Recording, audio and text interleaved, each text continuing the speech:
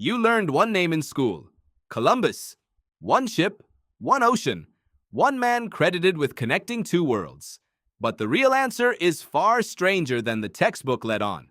Centuries before three ships left a Spanish harbor, another set of sailors may have already crossed that same ocean. They came from a different empire, spoke a different language, prayed toward a different city, and history barely wrote their names down at all. Start with a map from 1513. An Ottoman admiral named Piri drew it, using older source maps that no longer exist. On that map, the coastline of South America appears with a level of accuracy that puzzled cartographers for centuries. How did a Turkish admiral, working before any European had fully charted that coastline, get so much of it right? Piri himself left a note in the margin.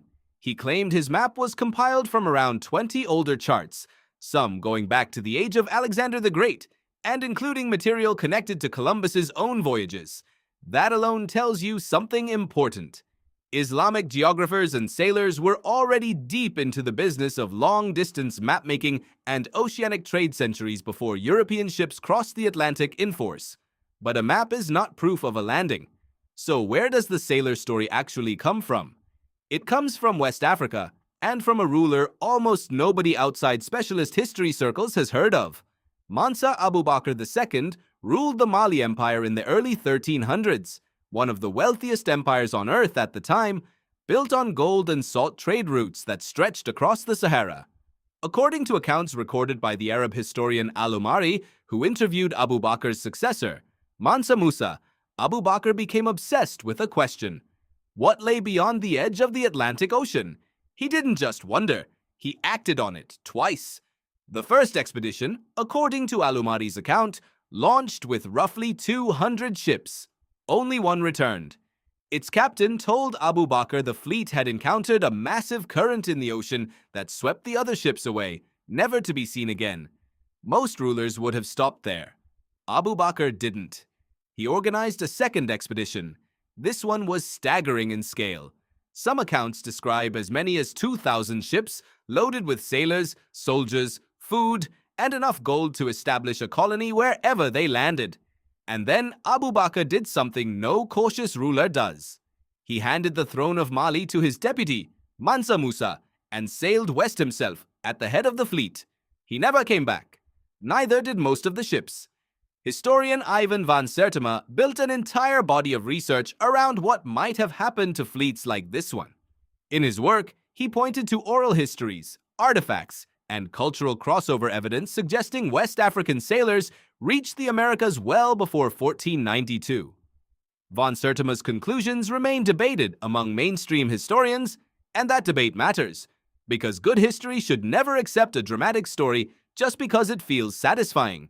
But debated is not the same as dismissed.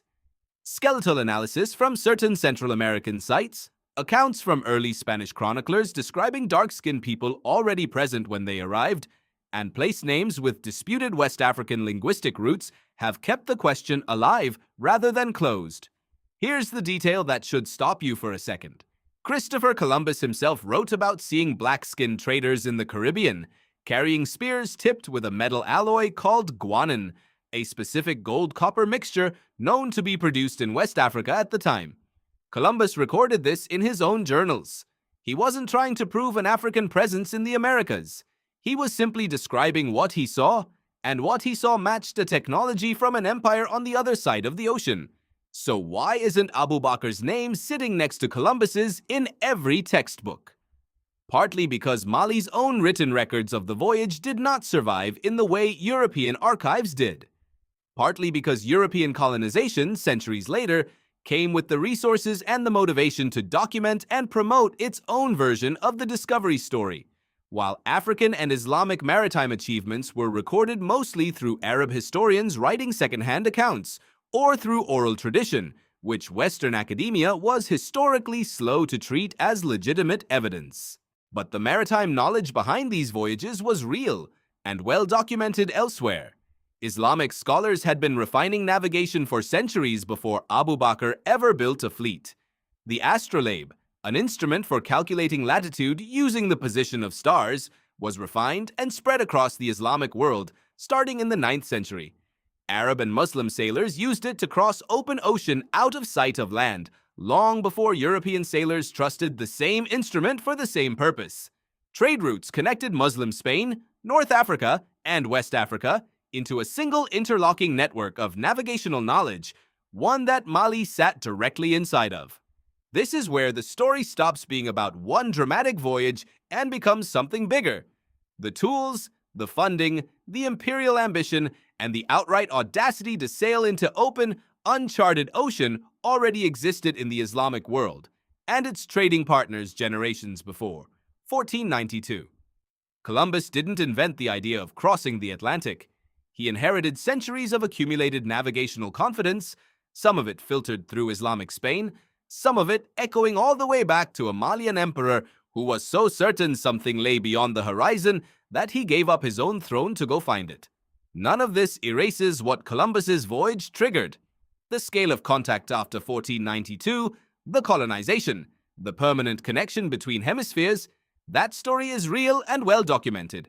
But first, and most consequential, are not the same word, and history keeps blurring the two together.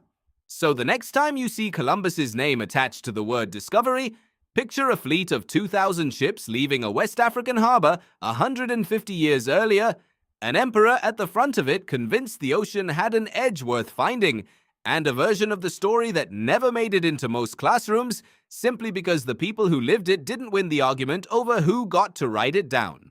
You learned one name in school. Now you know the ocean was busier centuries earlier than that name ever let on.